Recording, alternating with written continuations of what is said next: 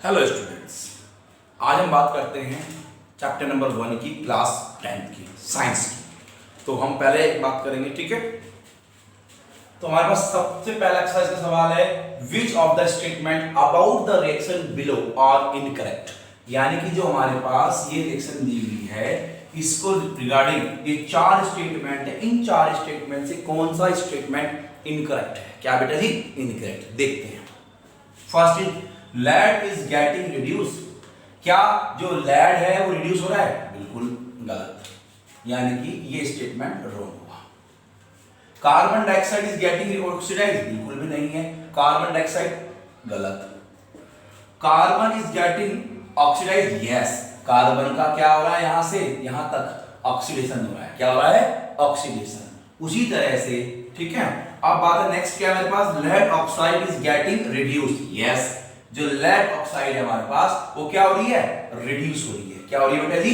Reduce. यानी कि इन चार में से मेरे पास सिर्फ दो ऐसे स्टेटमेंट है जो गलत है।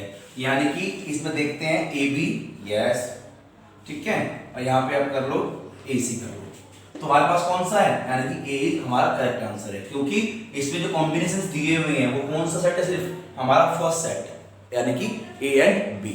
क्लियर है बेटा जी? नोट करें।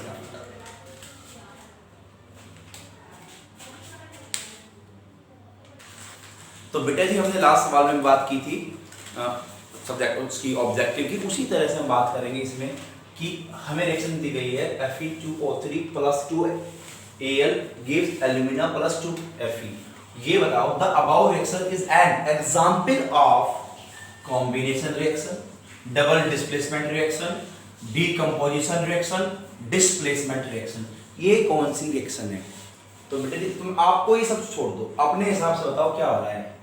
यानी कि एल्युमिनियम ने Fe को हटा दिया। क्या कर दिया?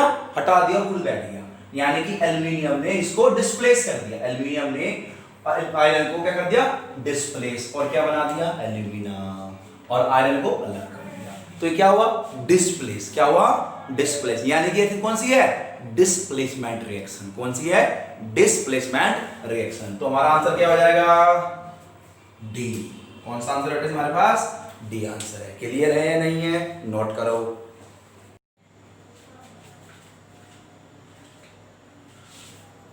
तो हमारा नेक्स्ट सवाल है थर्ड सवाल। उसमें कहा गया what happen when dilute hydrochloride chloric acid is added to the iron filings, tick the correct answer. यानी कि अगर मैं बात करूं कि HCl में, डाइल्यूट HCl में आयरन डाल दूं, आयरन के जो है फिलिंग्स डाल दूं, तो क्या होगा?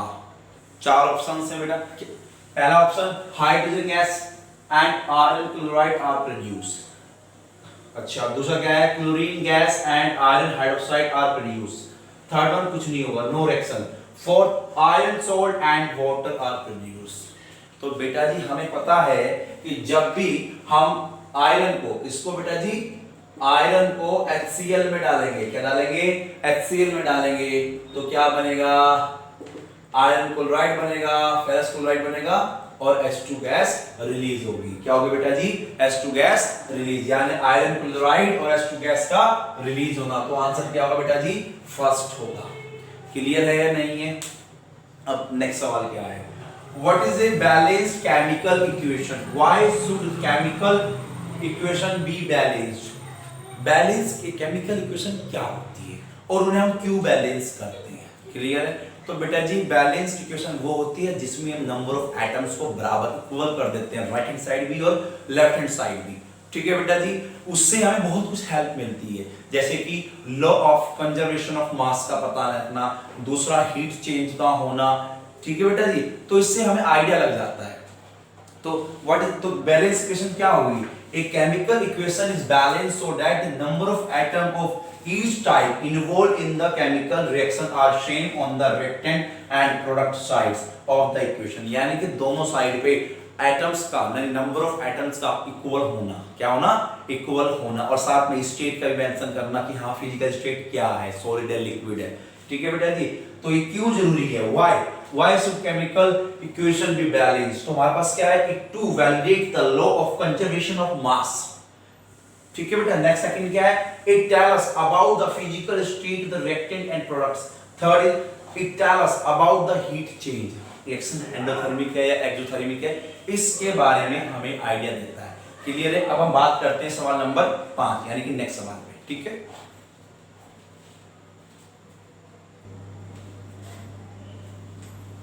So next is 5. Translate the following statement into chemical equation and then balanced. Then क्या है कि हमारे पास इन्होंने वर्ड्स में हमें इक्वेशंस दी हुई है, उनको हमें ट्रांसलेट करना है इक्वेशन की फॉर्म में और साथ ही साथ उनको बैलेंस भी करना। ध्यान रखना, अगर हम कभी भी कोई भी केमिकल इक्वेशन लिखेंगे उसको बैलेंस्ड ही लिखेंगे, ठीक है। तो सबसे पहला जो हमारे पास है ए, वो क्या है, ये हमारे पास hydrogen gas combined with nitrogen to form ammonia, यानी कि हमारे पास हाइड्रोजन गैस है, उसको नाइट्रोजन के साथ में रिएक्ट करा के क्या मिला हमें, अमोनिया मिला। क्या मिला, अमोनिया मिला। क्लियर है। तो अब इसे हम बैलेंस कर लेंगे, ठीक है। उसके बाद हम बेटा इसमें आपको सिर्फ बैलेंस्ड इक्वेशन बता रहा हूं, आपको कैसे बैलेंस करनी है उसकी अलग वीडियो है, उसमें आप जाके देख सकते हैं, ठीक है बेटा। चलो नेक्स्ट हमारे पास क्या है, hydrogen sulphide gas burn in air, it means oxygen वहां पे होगा, to give water and sulphur dioxide, यानी कि मैंने कहा हाइड्रोजन सल्फाइड अगर बर्न किया जाए, यानी कि ऑक्सीजन हमेशा बर्न किस में होता है, ऑक्सीजन में होता है, ध्यान रखना, ठीक है। ऑक्सीजन गैस, ये भी गैस है, ये भी गैस है, क्या मिलता है, वाटर। क्या मिला बेटा जी, वाटर और सल्फर डाइऑक्साइड जो कि गैस है, उसको हम बैलेंस कर लेंगे। क्लियर है। थर्ड है Barium chloride react with aluminium sulfate to give aluminium chloride and precipitate of barium sulfate। तो हम क्या करेंगे, बैरियम क्लोराइड एक्वस में लिखेंगे, बैरियम एल्यूमिनियम सल्फेट लिखेंगे और एल्यूमिनियम क्लोराइड एक्वस में, और हमें कहा गया बैरियम सल्फेट बना है जो क्या है, प्रेसिपिटेट है। तो हम क्या करेंगे, नीचे एक डाउन को सिंबल कर देंगे एरो, इसका मतलब ये है कि सॉलिड फॉर्म में प्रेसिपिटेट हुआ है, ठीक है। नेक्स्ट हमारे पास है potassium metal react with water to give potassium hydroxide and hydrogen gas. तो हमारे पास क्या है कि पोटेशियम मेटल ने रिएक्शन की वाटर से, क्या मिला, हाइड्रोजन हाइड्रोक्साइड, पोटेशियम हाइड्रोक्साइड और गैस मिली, और उसको हम क्या कर लेंगे, बैलेंस कर लेंगे, ठीक है बेटा जी। आप इसको नोट कर लो।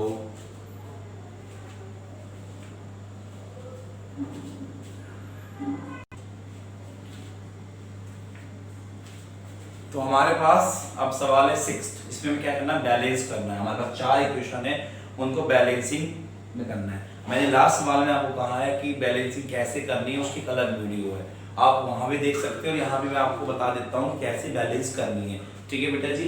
तो सबसे पहले हम क्या करेंगे, रिएक्शन को लिख लेंगे। हमने फर्स्ट पार्ट को लिख लिया, ठीक है। फिर हम क्या करेंगे, जो हमारे पास ये क्या है, अगर मैं इसे खड़ा हूँ, दिस इज साइड और लेफ्ट हैंड, ये हमारे पास क्या है, लेफ्ट हैंड साइड है, हमारे पास ये राइट हैंड साइड है। तो हम क्या करेंगे, सबसे पहले left hand right hand side दोनों को लिख लेंगे। हाइड्रोजन हमारे पास, नाइट्रोजन है, ऑक्सीजन है, कैल्शियम है। बेटा जी यही तो है हमारे पास, 4 ही तो हैं। एक मेरे पास हाइड्रोजन है, एक नाइट्रोजन है, एक ऑक्सीजन, एक कैल्शियम है, ऑक्सीजन, हाइड्रोजन, यही तो है। अब हम क्या करेंगे, दोनों साइड में एटम्स को लिखेंगे, ठीक है। सबसे पहले हम काम करेंगे उन दोनों में साइड्स में। तो हमारे पास इस साइड में हाइड्रोजन कितने हैं, 1, यहाँ कितने हैं बेटा जी, 3, 2 है ना, 2 और 1 3। अब इधर बात करें, इधर कितने हैं बेटा जी, 2। उसके बाद हम देखेंगे n कितने हैं हमारे पास, n इधर कितने हैं, 1, इधर कितने हैं बेटा जी, 2, ठीक है बेटा जी। अब ऑक्सीजन की बात करें, इधर 3 है, इधर कितने हैं, 2, यानी कि 5, और इधर कितने हैं बेटा जी, हमारे पास 3 और 3 के 2 यानी कि 6 और 7, हमारे पास कितने बेटा जी, 7 है, और कैल्शियम इधर कितने हैं, 1, और इधर कितने हैं, 1। क्लियर है या नहीं है। अब हमें क्या करना है बेटा जी, बैलेंसिंग स्टार्ट करनी है। हमें पता लग गया कि देखो हमारे पास बैलेंसिंग तो नहीं है ना, एटम्स दोनों साइड बराबर नहीं है ना कोई भी, ठीक है। सिर्फ कैल्शियम बैलेंस्ड है, कुछ भी नहीं, हमें सब कुछ बैलेंस करना है। इतने ही इधर रखने हैं लेफ्ट हैंड साइड पे, इतने ही राइट हैंड साइड पे रखने हैं। तो सबसे पहले ध्यान रखना बेटा जी, हमें जब भी बैलेंसिंग करनी है तो हमें हाइड्रोजन सबसे पहले करना है। कौन करना है, हाइड्रोजन। क्लियर है? चलो करते हैं स्टार्ट हाइड्रोजन बैलेंस करना। तो हमारे पास इधर है 3, इधर है हमारे पास 2। अगर मैं बैलेंसिंग करूं, क्योंकि कैल्शियम तो बैलेंस है तो यहाँ पे डिस्टर्ब नहीं करेंगे दोनों साइड में। अगर मैं यहाँ पे 2 की इंटू करूं, क्या करूं 2 की इंटू, तो मेरे पास हाइड्रोजन इस साइड कितने हो जाएंगे 2 ये हैं 2 ये, कितने हो जाएंगे बेटा जी 4, कितने हो जाएंगे 4। और अगर मैं इधर कितने हैं 2, अब 2 को 4 करने के क्या करना पड़ेगा मुझे, हाइड्रोजन कहाँ पे है सिर्फ यहाँ पे, तो इसको क्या कर दूंगा 2 से इंटू कर दूंगा। तो अब 2 से इंटू करने पे हाइड्रोजन कितनी होगी यहाँ पे 4, कितनी होगी 4। जब हम हाइड्रोजन को बैलेंस कर लेंगे उसके बाद हम बात करेंगे ऑक्सीजन की। किसकी बात करेंगे, ऑक्सीजन। पहले हाइड्रोजन फिर ऑक्सीजन, उसके बाद आप कोई भी कर लो, कोई फर्क नहीं पड़ता, ठीक है। तो अब बात करेंगे ऑक्सीजन की। अब देखते हैं क्या बैलेंस है। ऑक्सीजन इधर कितना है 2 इंटू 3 यानी कि 6, और 2 ये 2 और 6 कितने हुए बेटा जी 8, कितने हो गए मेरे पास 8 हो गए। इधर कितने हैं बेटा जी 2 इंटू 3 यानी कि 6, और 2 यहाँ पे कितने हैं 2 यानी कि 6 और 2 8। ओहो ये तो बात बन गई हमारी, कितने हो गए दोनों साइड 8 हो गए, यानी कि हमें क्या ऑक्सीजन बैलेंस करने की कोई भी जरूरत नहीं है। ये हाइड्रोजन साथ ही ऑटोमेटिकली बैलेंस हो गए इत्तेफाक से। हर बार नहीं होगा ऐसा कि अगर हाइड्रोजन बैलेंस कर दोगे तो ऑक्सीजन अपने आप हो जाएगा, करना पड़ सकता है बहुत बार। चलो अब हम बात करते हैं कोई भी एलिमेंट, नाइट्रोजन बात करते हैं। इधर नाइट्रोजन कितने हैं 2, और तो कहीं नहीं है। इधर कितने हैं बेटा जी, इधर भी 2 हैं, यानी कि हमारे नाइट्रोजन भी बैलेंस हो गए। उसके बाद हम बात करते हैं कैल्शियम की।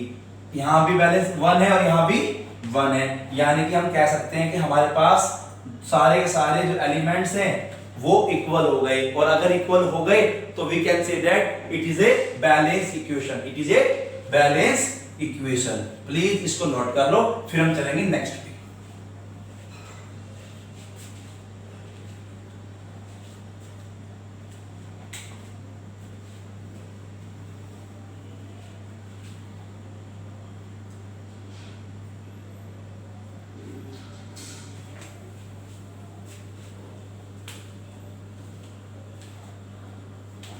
ठीक है बेटा जी, अब हम बात करते हैं नेक्स्ट की।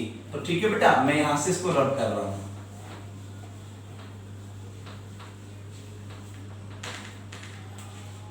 तो मेरे पास अब बी है, क्या है बेटा जी बी में NaOH, साथ में क्या है सल्फ्यूरिक एसिड है, एसिड बेस की रिएक्शन हो रही है, तो क्या बनेगा सोल्ट बनेगा।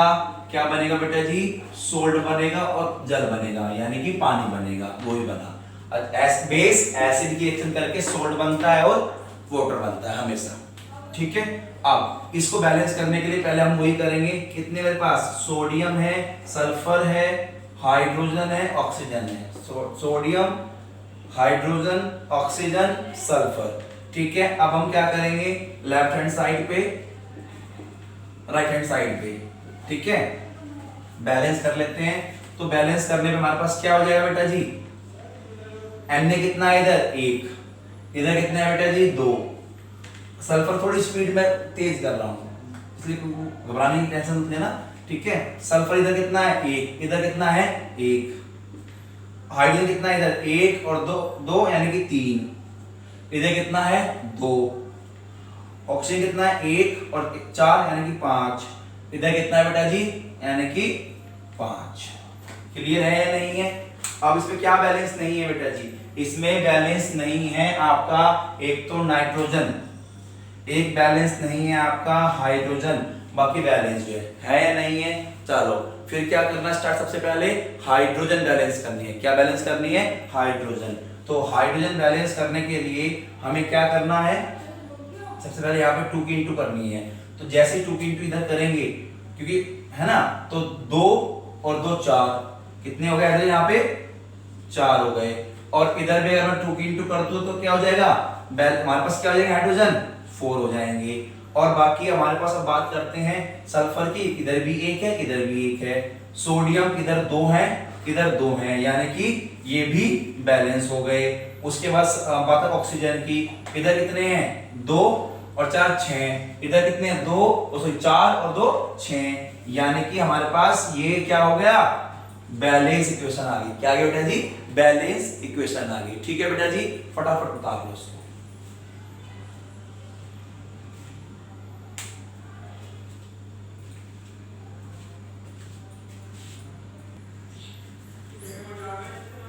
तो हमारे पास अब बात आती है नेक्स्ट की, सी और डी की। बेटा जी सी ऑटोमेटिकली बैलेंस्ड है, सब कुछ बराबर है, आप काउंट कर लो, ठीक है। और डी में हमने क्या किया, मैंने यहाँ 2 की 2 कर दी, ठीक है। उसी मेथड से इसको भी सोल्व किया तो बैलेंस कर लिए, ठीक है। ये सारा सवाल हमारे पास क्या हुआ, सवाल नंबर 6, 4 पार्ट थे इसके, ठीक है बेटा जी। आप इसको उतार लो, फिर आगे चलते हैं।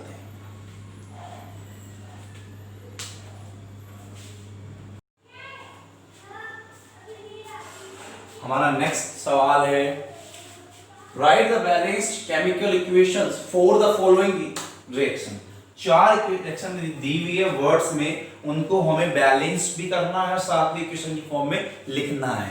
तो हमारे पास सबसे पहला है calcium hydroxide plus silver carbon dioxide gives calcium carbonate and water. तो मेरे पास क्या है, calcium hydroxide plus carbon dioxide gives calcium carbonate plus H2O। ये बेटे जैसे हम लिखेंगे, इसे बैलेंस करने की कोई जरूरत नहीं। कारण क्या होता है, कुछ रिएक्शंस ऐसी होती हैं जिन्हें बैलेंस करने की जरूरत नहीं होती, बस आप वहां पे एटम्स काउंट कर लेना, ठीक है बेटा जी। नेक्स्ट हमारे पास क्या है, zinc plus silver nitrate gives zinc nitrate plus silver, यानी कि zinc plus silver nitrate gives zinc nitrate and silver. इसको हम बैलेंस कर लेंगे जैसे मैंने आपको पहले बताया है, ठीक है। Next aluminium plus copper chloride gives aluminium chloride and copper, यानी कि aluminium plus copper chloride gives aluminium chloride and copper. यहां पे हम इसको बैलेंस कर लेंगे, ठीक है बेटा। ये बैलेंस इक्वेशंस हैं। फिर हमारे पास barium chloride plus potassium sulphate gives barium sulphate and potassium chloride. तो हम यहाँ पे क्या करेंगे, barium sulphate barium chloride plus potassium sulphate gives barium sulphate and potassium chloride. इसको हम यहाँ बैलेंस कर लेंगे, ठीक है बेटा जी। ये इनके आंसर है, ठीक है बेटा, नोट करो।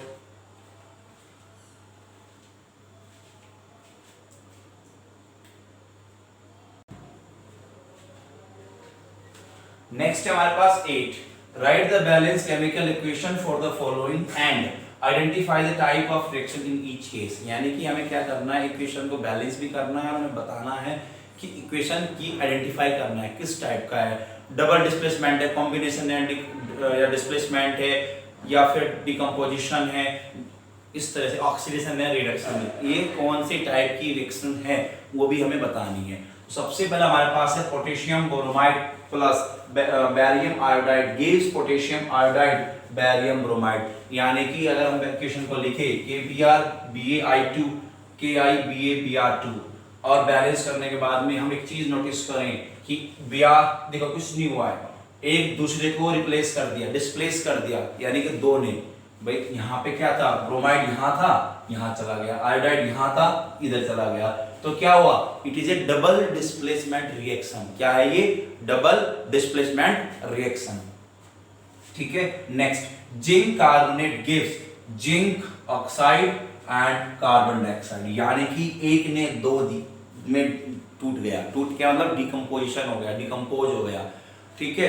और अगर यहाँ पे हीट है, क्या है बेटा जी, हीट, क्योंकि हीट से टूटा है, डिकम्पोज हुआ है, तो थर्मल डिकम्पोजिशन रिएक्शन। क्या है बेटा जी, thermal decomposition reaction. Next hydrogen plus chlorine, hydrogen plus chlorine give hydrogen chloride, यानी कि दो ने एक प्रोडक्ट दिया है, दो ने एक प्रोडक्ट दिया है, तो क्या हुआ, H2 plus Cl2 give 2HCl, balance equation है। दो A plus B give one product is not, क्या बोलेंगे, कॉम्बिनेशन रिएक्शन बोलेंगे, क्या बोलेंगे, कॉम्बिनेशन रिएक्शन। क्लियर है। नेक्स्ट आप इसको उतार लो। फोर्थ में क्या होगा मेरे पास, मैग्नीशियम है बेटा जी, क्या है, मैग्नीशियम प्लस आपका HCl, क्लियर है बेटा, और उसने क्या दिया आपको, मैग्नीशियम क्लोराइड दिया, क्या दिया, मैग्नीशियम क्लोराइड, और साथ में हाइड्रोजन गैस रिलीज हुई, क्या हुई, हाइड्रोजन गैस रिलीज। अब इसको अगर हम बैलेंस करेंगे तो मेरे पास ये होगा, और ये किसका एग्जांपल है, ये बेटा जी देखो, मैग्नीशियम ने हाइड्रोजन को रिप्लेस किया, क्या किया, रिप्लेस, यानी कि displacement reaction. This is a displacement reaction, ठीक है बेटा जी, इसको आप नोट कर लो चारों को। डबल डिस्प्लेसमेंट रिएक्शन का एग्जांपल है थर्मल डिकम्पोजिशन का, कॉम्बिनेशन का, डिस्प्लेसमेंट रिएक्शन का। ठीक है बेटा जी, फटाफट नोट करो।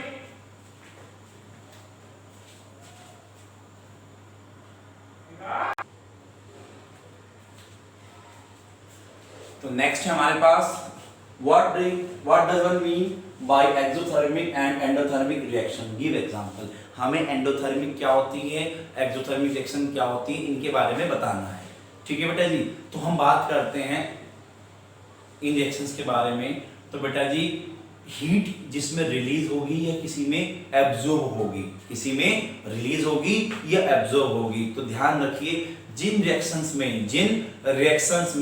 एनर्जी एब्जॉर्ब होती है, क्या होती है, एब्जॉर्ब, उसको उस रिएक्शंस को बोलते हैं एंडोथर्मिक। क्या बोलते हैं, एंडोथर्मिक रिएक्शन। लेकिन जिन रिएक्शंस में एनर्जी यानी कि हीट रिलीज होती है, क्या होती है, रिलीज, उन रिएक्शंस को बोलते हैं एक्सोथर्मिक रिएक्शन। क्या बोलते हैं, एक्सोथर्मिक रिएक्शन। हमारे पास बहुत सी ऐसी रिएक्शंस होती हैं जो ये दोनों की कहीं ना कहीं आपस में मिलती है, हमें नेचर में डेली मिलती है। ठीक है, तो उसकी कुछ हमने एग्जांपल और उसकी डेफिनेशंस की बात करते हैं। तो हमारे पास क्या है, एंडोथर्मिक रिएक्शन, यानी कि reaction in which energy is release, energy release मतलब heat release, are known as exothermic reactions. तो हमारे पास एग्जांपल है मीथेन का, बेस्ट है कंजप्शन। अगर हम उसका ऑक्सीडेशन कंप्लीट ऑक्सीडेशन करते हैं तो CO2 plus H2O plus heat यानी कि एनर्जी रिलीज होती है। ठीक है, नेक्स्ट हमारे पास है endothermic reaction, reactions in which energy is absorbed are known as endothermic reaction। अब उसका एग्जांपल है अमोनियम क्लोराइड को हीट करते ही वो अमोनियम आयन में और क्लोराइड आयन में टूट जाता है। और जनरली जो हमारे पास डिकम्पोजिशन रिएक्शंस होती हैं वो एंडोथर्मिक रिएक्शंस होती हैं। ठीक है बेटा जी, जिसमें डिकम्पोजिशन होता है। ठीक है, आप इसको नोट करो फिर आगे चलते हैं।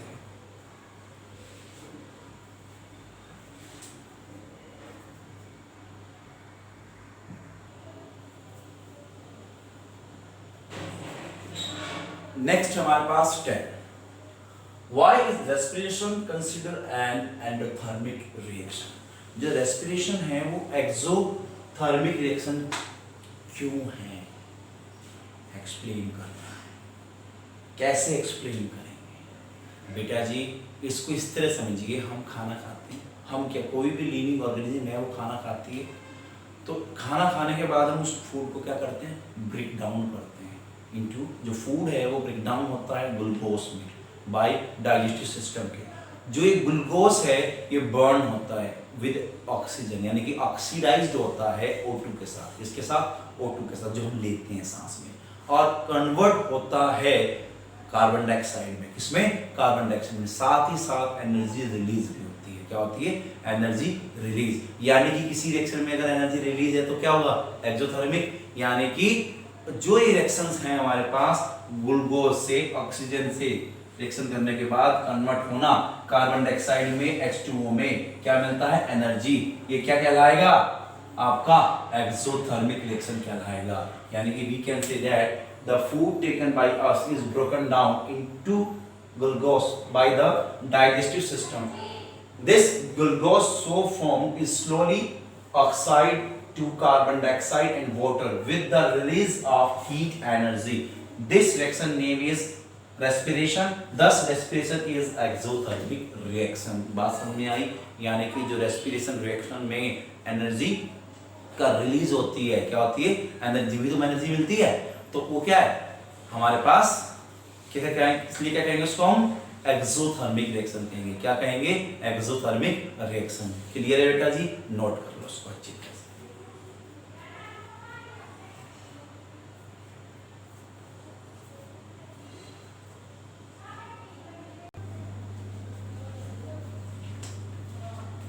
नेक्स्ट हमारे पास 11, इसमें कहा गया है why are decomposition reaction called the opposite of combination reaction, write the equation for this reaction. यानी कि जो हमारे पास डिकम्पोजिशन रिएक्शन है वो कॉम्बिनेशन रिएक्शन का अपोजिट क्यों बोला जाता है। सिंपल है बेटा, जो हमारे पास डिकम्पोजिशन रिएक्शन होती है उसमें एक प्रोडक्ट डिकम्पोज होता है 2 और मोर सब्सटेंस में, लेकिन कॉम्बिनेशन में क्या होता है, 2 या ज्यादा सब्सटेंस कंबाइंड होते हैं, क्या मिलता है, एक प्रोडक्ट मिलता है। तो अपोजिट तो हुआ।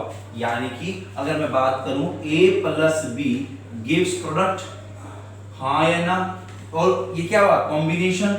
अगर मैं बात करूं इसको डिकम्पोज कर दूं किसमें A और B में, यही तो क्या होगा डीकंपोजिशन। तो हम कह सकते हैं आपस में क्या होंगे अपोजिट होंगे, क्या होंगे एक दूसरे के अपोजिट होंगे। क्लियर है। जैसे कि लिखते हैं exam, in A decomposition reaction a single substance decomposes to give two or more substance, while in combination reaction two or more substance combine to form a single substance। वही तो बात जो बोली मैंने, वही तो है ये बात। यानी कि डिकम्पोजिशन में सिंगल सब्सटेंस डिकम्पोज होता है दो या ज्यादा सब्सटेंस में, जबकि कॉम्बिनेशन रिएक्शंस में टू और मोर सब्सटेंस कंबाइंड होते हैं एक सिंगल सब्सटेंस बनाने के लिए। एग्जांपल है H2O2 मिलके क्या बनाते हैं वाटर।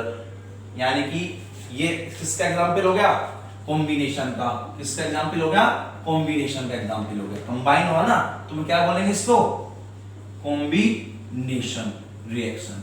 क्लियर है। और जबकि मेरे पास अगर मैं इसको एक सब्सटेंस को तोड़ दूं किसमें इलेक्ट्रिक करंट के द्वारा H2 और O2 में, तो क्या हुआ डिकम्पोजिशन हुआ। क्या हुआ ये डिकम्पोजिशन हुआ। क्लियर है या नहीं है, बात समझ में आई या नहीं आई। ठीक है नोट करो।